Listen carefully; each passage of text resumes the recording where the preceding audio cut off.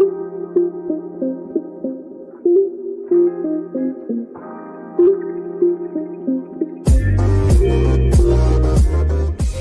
to the Roy Rundown, a podcast designed to share insights and secrets from top experts in the college sports landscape, guiding you along your own path to success. Join us in real time as we build Roy, dive into the latest NIL trends, and uncover stories from the movers and shakers in the sports business space. You'll hear from an all-star lineup of guests, including athletes, coaches, agents, fans, athletic administrators, and more. Whether you're a student athlete, passionate fan, or anyone in between, this is your go-to resource for leveling up in the new age of college sports.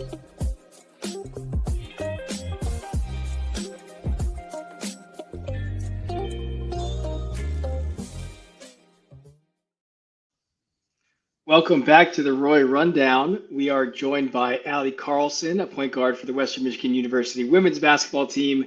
And I'm excited to jump into this conversation. We're going to talk about her journey to Western Michigan, obviously talk some basketball. We're also going to dive into her aspirations off the court and some NIL stuff and I'm sure other topics sprinkled in between. So Alli, welcome to the show.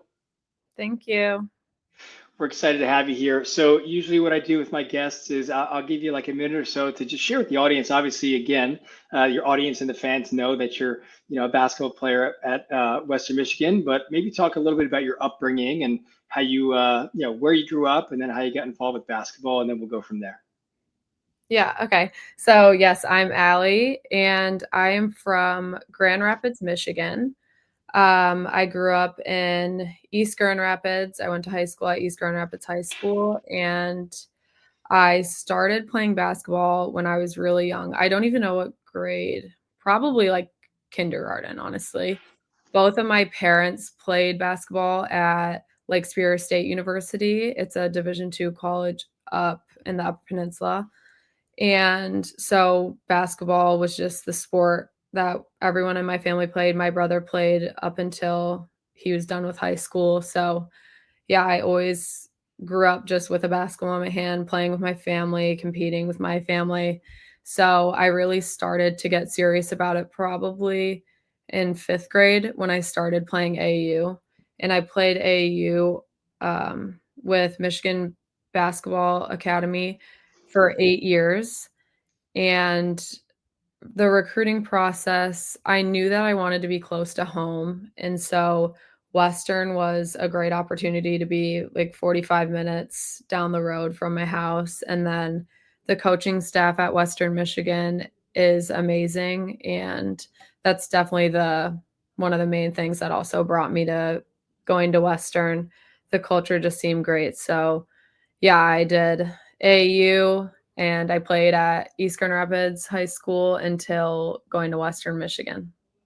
Nice. And yeah, obviously, starting early, it sounds like, first of all, having parents that both played collegiately, definitely helps. But the competitive spirit that, we've talked about before, I think helps a lot. So I guess my question for you would be, at what point did you realize like this is getting really competitive? And then you were like, okay, and I'm also pretty good and I know that I can play at the next level. Was there a certain game or a certain time where you were like, yeah, okay, I need to take this even more seriously because I'm going to be a Division I player?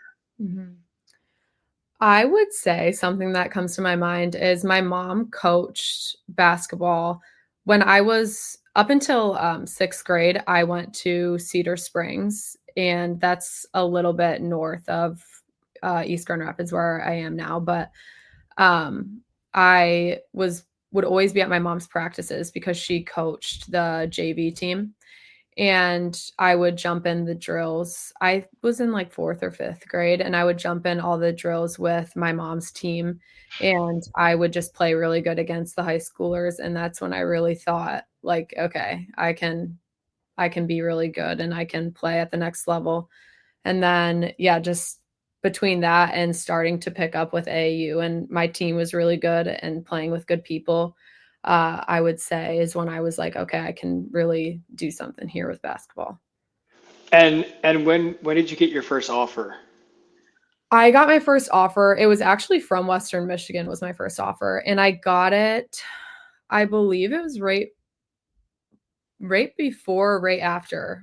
I think it was right before my freshman year season, but it might have been right after my freshman year season. I can't remember. But yeah, sometime before or after my freshman year basketball season. And you obviously talked about being close to home, and that was one of the reasons that that you liked it. Obviously, I think on the recruiting trail, getting the first offer from a school goes a long way. So obviously that paid off for Western Michigan. But what else? And again, you mentioned the coaching staff; those are all variables. But what else attracted you to Western Michigan? Whether it was the community or that you went to a game and just saw the way that they played. Like, talk a little bit more about that selection process and why it was for sure the place for you. Mm-hmm. Sure, yeah. The culture at Western, when I would go to games and practices and stuff, and seeing the coaches at recruiting and then at practices and games, they just seemed like they were very transparent and they were very authentic, which I appreciated because some other schools kind of put on a show in front of the people they're recruiting and then are very different at practicing in games. So seeing that and the culture, and then also just the way that the teammates were together on my visits. The team was super nice to me and welcoming. So I thought that that was also huge. And then also just, I really like the campus. It's not huge, but it's also not very small. So it's kind of a perfect in between for me. And then, yeah, the distance from home was great, as well as the coaches. And so for those who have maybe never been to campus, I've actually never been to campus, but it's in Kalamazoo.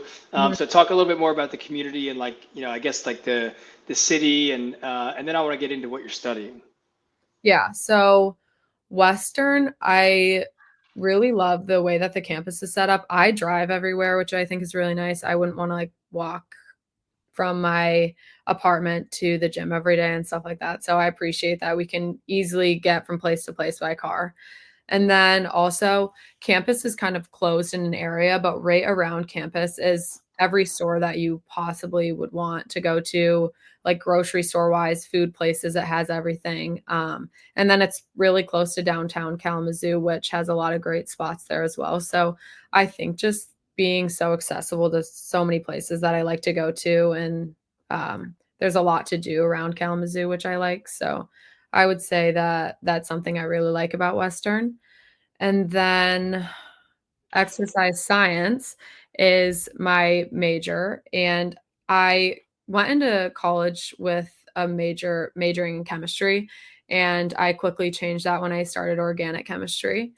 And I changed it to exercise science. And then also just I tore my ACL twice. So especially after my most recent ACL, I really got serious about wanting to be a physical therapist. So exercise science is the best major for that at Western. So I kind of changed courses with that, and I've been loving it ever since. Yeah, it's great. I think for me, the when I took chemistry in high school, that was my decision to not go down the science path. But Yeah. to each their own. But it's no, I think that's important. And I want to talk about let's shift a little bit from the school studies into basketball and talk about that injury process for a minute, because I think a lot of people see obviously highlights and they see, well, now that you're back, but they don't get to see the behind the scenes and like the sacrifices and the challenges and how difficult it is to be injured, let alone tear your ACL not once but twice. So talk about the process for you to mentally, physically to get back to where you are today. Yeah, sure. So my first ACL that I tore my senior year of high school right before season. And so I missed my entire senior season of basketball. And so coming back from that injury was an adjustment because I was not only transitioning from high school basketball to college basketball, but I was also trying to come back from that injury. And I got cleared in early September of my freshman year of college. So that was an adjustment to kind of miss some of the summer stuff, preparing, and then adjusting to just a new pace, a new way of playing at college. But honestly, my teammates helped out a lot and my coaches helped out a lot to kind of catch up. I was the only freshman on my team my freshman year.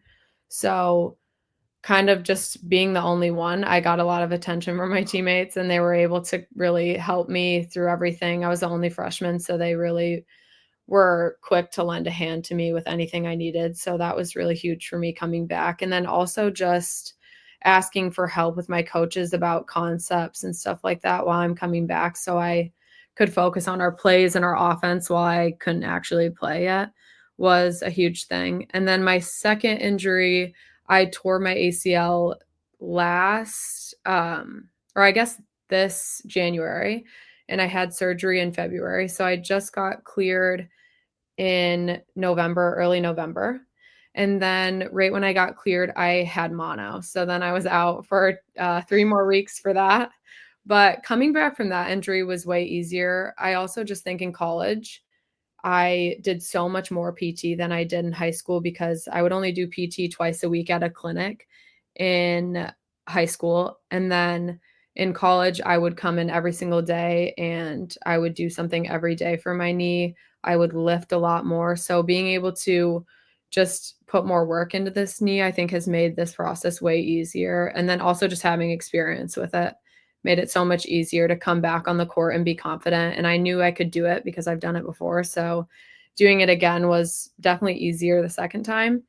And I just felt way more confident this time, knowing like that I can play at this level and that I have been playing at this level. So I would just say this process with my most recent ACL has been a lot more rewarding and easier than my first one, but I learned a lot of lessons from both of them, and yeah.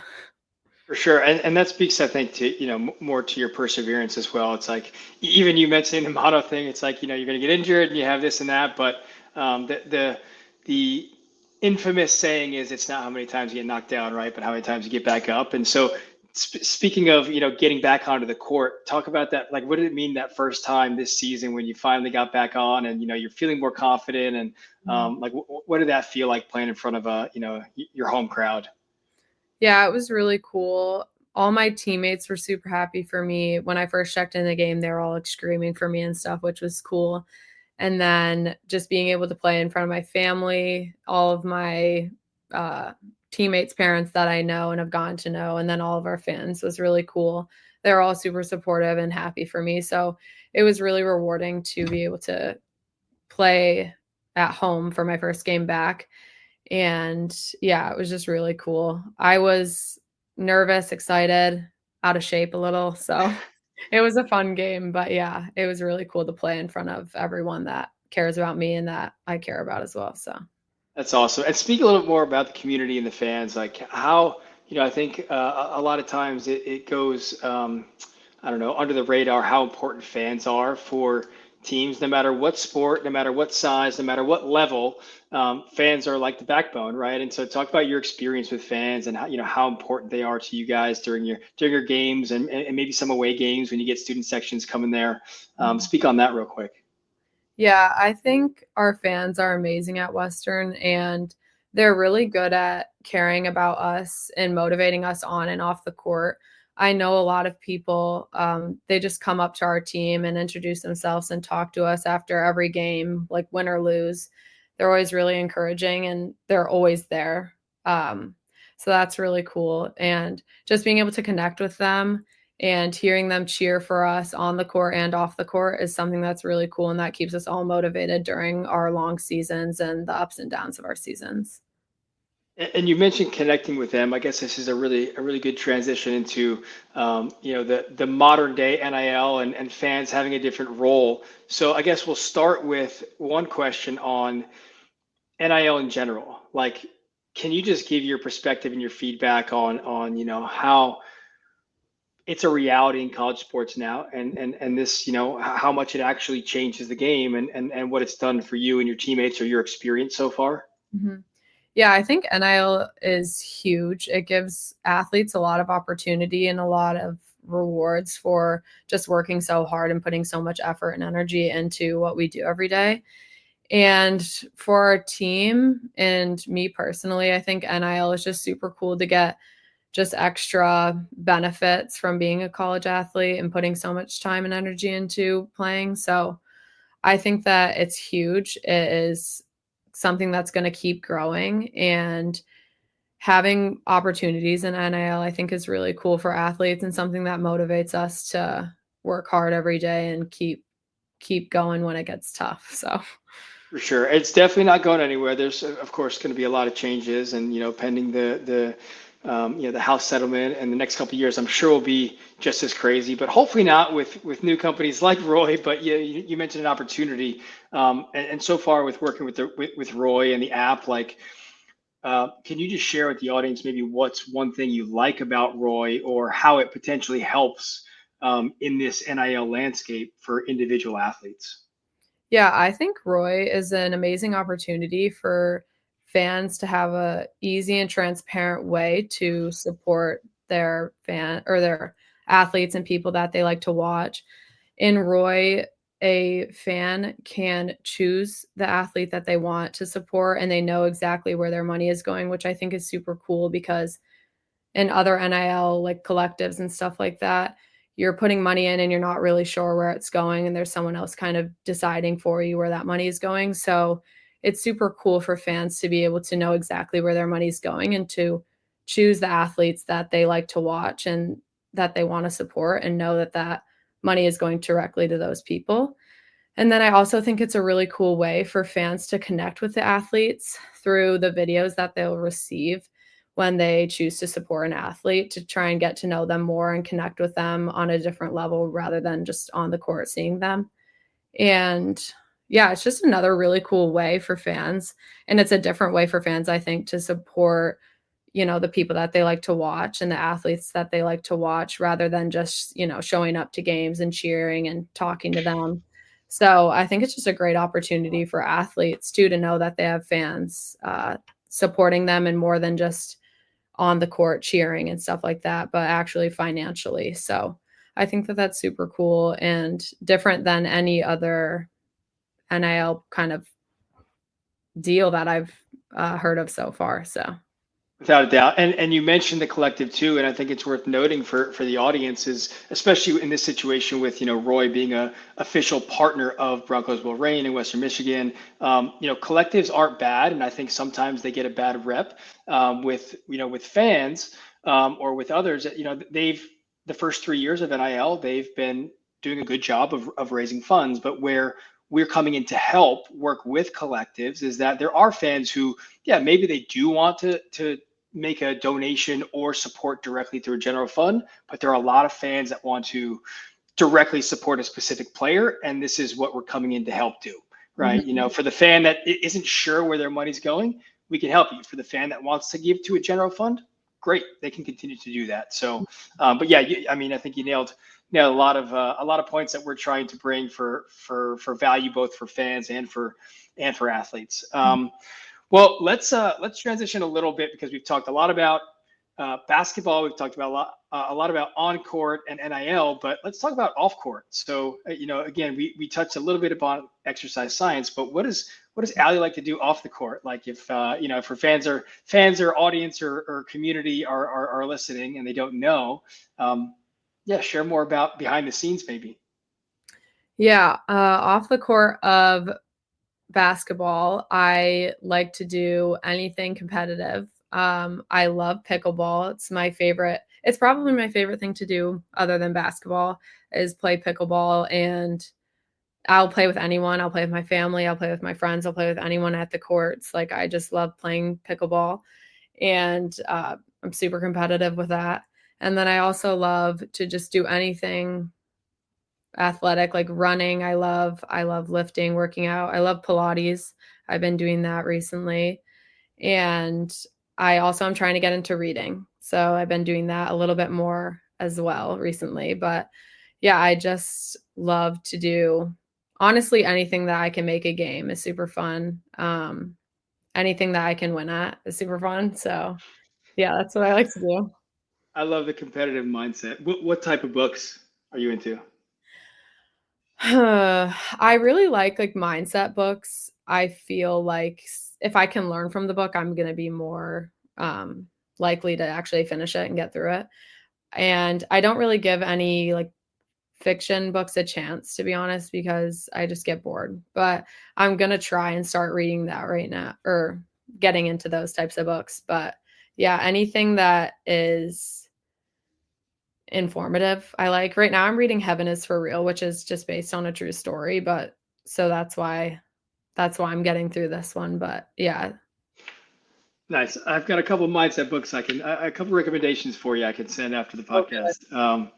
Awesome. Well, we appreciate you coming on. This has been great. A couple more things for you. I guess last main question, and then I got one more thing for you, is if there's a fan listening, or actually whether they're a fan or not, but maybe a young girl listening that wants to be exactly where you are now, right? And she's aspiring to be a collegiate basketball player. What's some advice you would give her? Who? I would give her advice. I would honestly just say to enjoy every minute that you're playing, whatever sport you love. Just enjoy every minute and be thankful for everything that your body can do. And because you never know, when you're not going to be able to do those things again. But I would just say perseverance is huge. Fighting through adversity is huge, and to not give up when it kind of gets hard or when you're doubting yourself or anything like that. Great advice. All right, last thing I promise. This is called the Roy Rundown Rapid Fire. So I just shoot a bunch of questions at you, and you got to hit me with the first thing that comes to your mind. Okay. All right, what's your favorite color? Pink or blue. If you had to play a sport other than basketball, what's one that you would play? I would play soccer or volleyball.